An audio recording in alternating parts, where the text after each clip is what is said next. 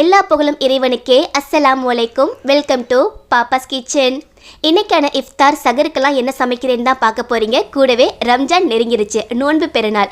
So Ramzan அன்னைக்கு செய்யக்கூடிய ஒரு சூப்பரான ஸ்வீட் அரபியன் டெசர்ட்டும் இந்த vlogல நான் சேர்த்துருக்கேன். கண்டிப்பாக மிஸ் பண்ணாமல் பார்த்துட்டு அதே மாதிரி செஞ்சு பாருங்கள். அதுக்கு முதல்ல ஒரு 100 கிராம் பட்டர் வெண்ணெய் வந்து உருக்கி எடுத்துக்க போகிறேன். அதுக்கு ஒரு குட்டி தாளிப்பு கரண்டி தான் எடுத்திருக்கேன். ஸோ அதில் சேர்த்துடலாம். லேசாக உருக்கி எடுத்துக்கோங்க. நீங்கள் இந்த குனாஃபா ரெசிபி நம்ம லாஸ்ட் இயரே வந்து அப்லோட் பண்ணியிருந்தோம். ரொம்ப சூப்பரான ரெசிபி. ஸோ அதையே இப்போ மினி குனாஃபா மாதிரி உங்களுக்கு நான் செஞ்சு காட்ட போகிறேன். அதுக்கு இந்த குனாஃபா டவ் தான் நான் எடுத்திருக்கேன். இது ஆன்லைனில் நிறையா கிடைக்கிது, ஒரு சில பெரிய சூப்பர் மார்க்கெட்லேயும் கிடைக்கிது. உங்களுக்கு கிடைச்சா நீங்கள் கண்டிப்பாக வாங்கி ட்ரை பண்ணி பாருங்கள். குனாஃபா டவ் இல்லைனா மெல்லிசான சேமியா வச்சு எப்படி பயன்படுத்துறது அப்படின்ட்டு தனியாகவும் ஒரு வீடியோ அப்லோட் பண்ணியிருக்கேன். ஸோ அது மாதிரி கூட நீங்கள் வந்து ட்ரை பண்ணிக்கலாம். ஸோ குனாஃபா டவ்லேருந்து ஒரு 150 கிராம் அளவுக்கு நான் எடுத்துக்கிறேன். இது மொத்தமாக 500 கிராம் பேக் வரும். நான் ஏற்கனவே ஒரு முறை கொஞ்சம் எடுத்து செஞ்சுருந்தேன். இப்போ ஒரு 150 கிராம் அளவுக்கு நான் எடுத்துகிட்டு சிசரால் கட் பண்ணி எடுத்துக்க போகிறேன். ஒரு ரொம்ப ரஃபாக தான் கட் பண்ணி, ரேண்டமாக தான் கட் பண்ணுறேன்.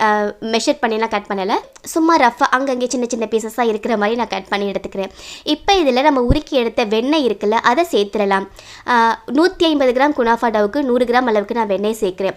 ஏன்னா அந்த குனாஃபா டவ் இருக்குல்ல, மொத்தமாகவே வந்து அதில் ஃபுல்லாகவே அந்த வெண்ணெய் வந்து ஸ்ப்ரெட் ஆகணும். அது ரொம்ப முக்கியம்.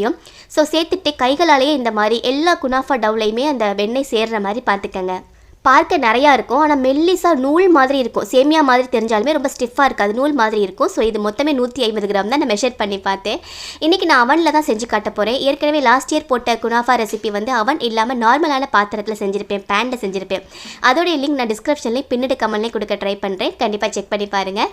அவனை வந்து நான் ப்ரீஹீட் பண்ணியிருக்கேன் 5 நிமிஷம், 180 டிகிரியில் ஒரு 5 மினிட்ஸ் நான் வந்து ப்ரீஹீட் பண்ணியிருக்கேன். இப்போ இந்த மாதிரி ஒரு கப் கேக் மோல்டனாக இருக்குல்ல, ஸோ அது மாதிரி ஏதாவது எடுத்துக்காங்க. நான் இன்றைக்கி மினி குனாஃபா செய்கிறதால இப்படி செஞ்சுருக்கேன். ஏற்கனவே உள்ள ரெசிப்பியில் நான் வந்து ஒரே பெரிய பேனில் தான் நான் செஞ்சு காட்டியிருப்பேன். அதில் கொஞ்சம் வெண்ணெய் நல்லா ஸ்ப்ரெட் பண்ணிக்கிறேன். ஓரங்கள் ஃபுல்லாக வெண்ணெய் ஸ்ப்ரெட் பண்ணிவிட்டு நம்ம பட்டர் வெண்ணெய் கலந்து வச்சு அந்த குனாஃபா டவ் இருக்குல்ல, அதை இந்த மாதிரி வச்சுருக்கேன். ஒரு பாதி அளவுக்கு மட்டும் வச்சுக்கிறேன். ஏன்னா மறுபடியும் சீஸ் சேர்த்து அதுக்கு மேலே மறுபடியும் கொஞ்சம் நம்ம வந்து வைக்கணும். ஸோ பாதி அளவுக்கு அந்த எல்லாத்துலேயும் நான் வந்து வச்சுட்டு ஏதாவது ஒரு டப்பா பாத்திரம் ஏதாவது எடுத்துகிட்டு இந்த மாதிரி நல்லா அழுத்தம் கொடுத்து ப்ரெஸ் பண்ணி விட்டுருங்க. நூலாக சேமியா மாதிரி இருக்கும்ல, ஸோ நம்ம அப்படியே வைக்கிறத விட இந்த மாதிரி கொஞ்சம் ப்ரெஸ் பண்ணி நல்லா அழுத்தம் கொடுத்துட்டிங்கன்னா கொஞ்சம் செட் ஆகிரும். அதனால் நல்லா ப்ரெஸ் பண்ணி இந்த மாதிரி அழுத்தம் கொடுத்துருங்க. இந்த மாதிரி தான் இருக்குது பாருங்கள். இந்த மாதிரி நல்லா ப்ரெஸ் பண்ணி செட் பண்ணியாச்சு. இப்போ நல்லா ஒரு 5 நிமிஷம் ப்ரீஹீட் ஆன அவனில் தான் நான் வந்து வைக்க போகிறேன்.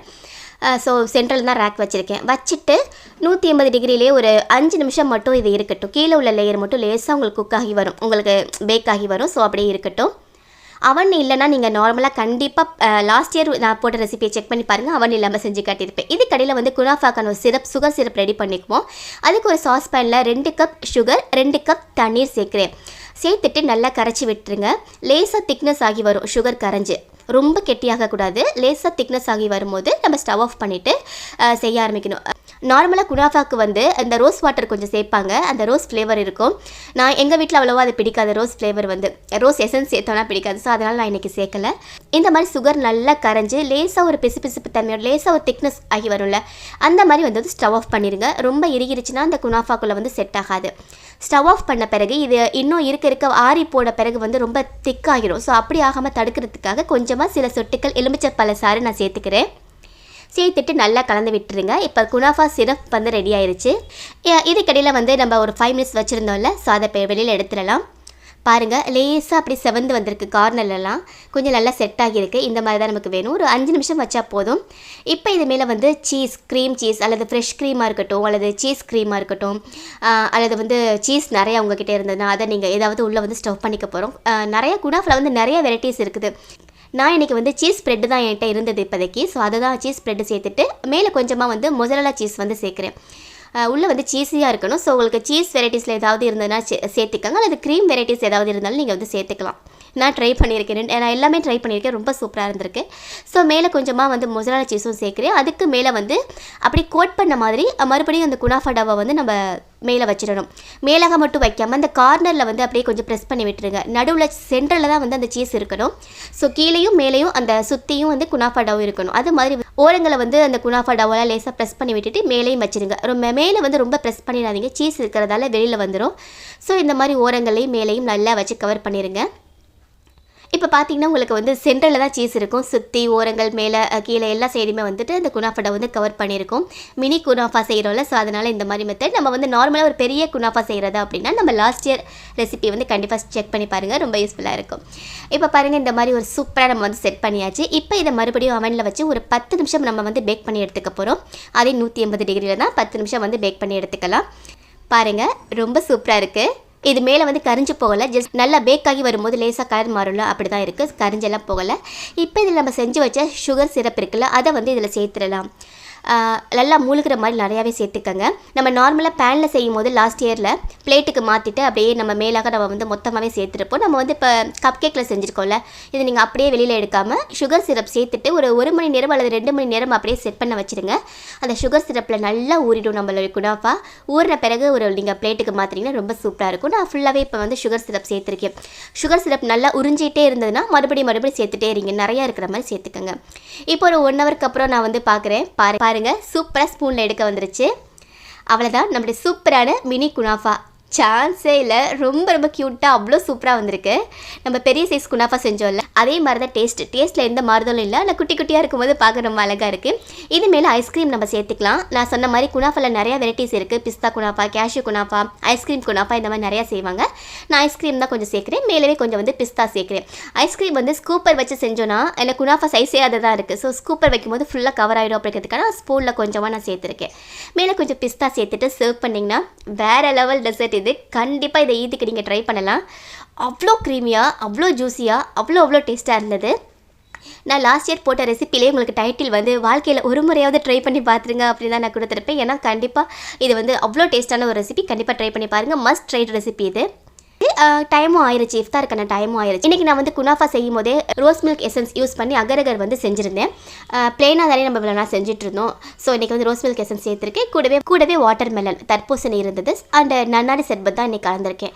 ரோஸ் மில்க் எசன்ஸ் யூஸ் பண்ணி அகரகர் செஞ்சனால இன்றைக்கி ரோஸ் மில்க் சேர்க்கல, நன்னாரி சர்பத் தான் செஞ்சுருக்கேன். ஆயில் ஸ்நாக் எதுவுமே நான் இன்றைக்கி எடுத்துக்கல, ஏன்னா குனாஃபா இருந்தது. ஸோ இதுவே ஒரு சூப்பரான டெசர்ட் தான். ஸோ இன்றைக்கி ரொம்ப சிம்பிளான ஒரு இஃப்தார் தான் எங்களுக்கு இருந்தது. பொண்ணுக்கு ரொம்ப பிடிச்சிருந்தது. ஸோ அவங்க சாப்பிட்டாங்க. இப்போ எனக்கும் பையனுக்கும் தான் இருக்குது. ரொம்ப சூப்பராக இருக்குது இந்த மினி குனாஃபா. குனாஃபாவில் நிறைய வெரைட்டிஸ் இருக்குது. அதில் இந்த ஐஸ்கிரீம் குனாஃபா எனக்கு ரொம்ப பிடிச்சிருந்தது. வெறும் பிஸ்தா மட்டும் சேர்த்து செய்கிறத விட லாஸ்ட் இயர் செஞ்சதை விட இது ரொம்ப சூப்பராக இருந்த மாதிரி நான் ஃபீல் பண்ணேன். கண்டிப்பாக ட்ரை பண்ணி பாருங்கள். சோன்பு திறந்துட்டு தொழுதுட்டு டின்னர் ரெடி பண்ணணும். இன்றைக்கி ரொம்ப லைட்டாக தான் இஃப்தார் இருந்தனால டின்னர் அண்டு சகருக்கு வந்து சப்பாத்தி செய்ய போகிறேன். ஸோ அதுக்கு வந்து சப்பாத்தி மாவு பிசைஞ்சு எடுத்துக்கலாம். இந்த ஸ்டாண்ட் மிக்சரில் தான் இன்றைக்கி வந்து சப்பாத்தி மாவு பிசைஞ்சு எடுத்துக்க போகிறேன். கொஞ்சம் மாவு உப்பு சேர்த்துட்டு நம்ம ஸ்டாண்ட் மிக்சரில் நல்லா பிசைஞ்சு எடுத்துக்கலாம். கொஞ்சமாக தண்ணீர் சேர்த்து பிசைஞ்சு எடுத்துக்க போகிறோம். சப்பாத்தின்னு செஞ்சாவே என் பொண்ணுக்கு குஷி ஆகிடும். ஏன்னா அவங்களும் சைட் பை சைட் செய்ய ஆரம்பிச்சிடுவாங்க. அவங்களுடைய குட்டி கிச்சன் டூர் வந்து நான் ஒரு நாள் உங்களுக்கு அப்லோட் பண்ணுறேன். ரொம்ப அழகாக குட்டி திங்ஸ் எல்லாம் யூஸ் பண்ணி செஞ்சுட்டு இருப்பாங்க.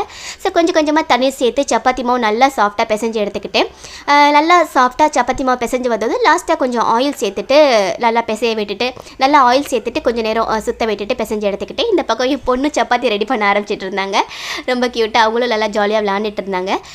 இப்போ ஆஃப் பண்ணிவிட்டு கொஞ்சம் அரை மணி நேரம் கொஞ்சம் நல்லா ஊறி வரட்டும். நம்ம திராவிக் தொழுகை இருக்குது, ரமதான் மாதத்தில் தொழுகக்கூடிய திராவிக். ஸோ தொழுகை முடிச்சுட்டு வந்து நம்ம சப்பாத்தி செய்ய ஆரம்பிக்கலாம். ஏற்கனவே சிக்கன் கறி வந்து செஞ்சுட்டேன். ஸோ சப்பாத்தி சிக்கன் கறி தான் டின்னர் அண்ட் சகருக்கான எங்களுடைய சாப்பாடு. சப்பாத்தி வந்து என் பொண்ணு வந்து ஸ்கொயர் ஷேப்பில் செஞ்சு கேட்டாங்க. எப்போது ரவுண்ட் ஷேப்பில் தான் செய்வேன், எங்களுக்கெல்லாம் செய்கிறது. பட் அவங்களுக்கு வந்து ஸ்கொயர் ஷேப்பில் தான் பிடிக்கும். ஸோ அவங்களுக்கு மட்டும் ஃபஸ்ட்டு சப்பாத்தி ஸ்கொயர் ஷேப்பில் செஞ்சேன். பட் பர்ஃபெக்டான ஸ்கொயர் ஷேப்பில் வரல. பட் ஓகே, குட்டி பசங்களுக்கு வந்து இந்த அளவுக்கு செஞ்சால் ஓகே தான் அப்படிங்கிற மாதிரி ஸ்கொயரில் போட்டுட்டு ஒரு ஃபுல்கா மாதிரி நார்மலாக அப்படி கேஸ் ஸ்டவ்லையும் காட்டி அவங்களுக்கு எடுத்து கொடுத்துட்டு இருந்தேன். அண்ட் எங்களுக்கும் டின்னர் அண்ட் ஷகருக்கான சப்பாத்தி வந்து ரெடி பண்ணிட்டேன்.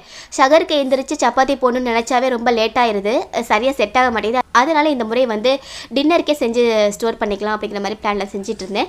இதுக்கிடையில் பொண்ணு வந்து குட்டி சப்பாத்தி வேணும், அவங்க பொம்மைக்கெல்லாம் ஊட்டணும் அப்படிங்கிறதுக்காக கேட்டுட்டு இருந்தாங்க. ஸோ அவங்களுக்கு குட்டி சப்பாத்தி செஞ்சு அவங்களுடைய குட்டி பிளேட்டில் வந்து கொடுத்துட்டு இருந்தேன். இது அவங்க சாப்பிட்றதுக்கு இல்லை, அவங்களுடைய குட்டி பொம்மைகளுக்கு, அது அவங்க குழந்தையா, ஸோ அவங்களுக்கு ஊட்டணும்னு சொல்லி கேட்டாங்க. அவங்களுக்கும் செஞ்சு கொடுத்துட்டு இருந்தேன். ஸோ இது மாதிரி தான் எங்களுடைய இஃப்தார் அண்ட் சகர் டின்னர் எல்லாம் இந்த மாதிரி தான் போயிட்டு இருந்தது. இதுக்கு சிக்கன் கறி செஞ்சாச்சு. சிக்கன் கறி ரெசிபி ஏற்கனவே நிறைய அப்லோட் பண்ணனால இன்றைக்கி அதை நான் கவர் பண்ணலை. ஸோ ஃப்ரெண்ட்ஸ், கண்டிப்பாக உங்களுக்கு இந்த வீடியோ பிடிச்சிருக்கும் நம்புறேன். அதுவும் குறிப்பாக இந்த குனாஃபா ரெசிபி ரொம்ப பிடிச்சிருக்கும். கண்டிப்பாக மஸ்ட் ட்ரை ரெசிபி. இந்த ஈதுக்கு மட்டும் இல்லை, எப்போ வேணாலும் செஞ்சு பாருங்கள். ரொம்ப சூப்பராக இருக்கும். ஸோ கண்டிப்பாக ட்ரை பண்ணி பாருங்கள். நாளைக்கு ஒரு இன்ட்ரெஸ்டிங்கான பிளாக் அல்லது ரெசிபியில் மீட் பண்ணலாம். தேங்க்யூ.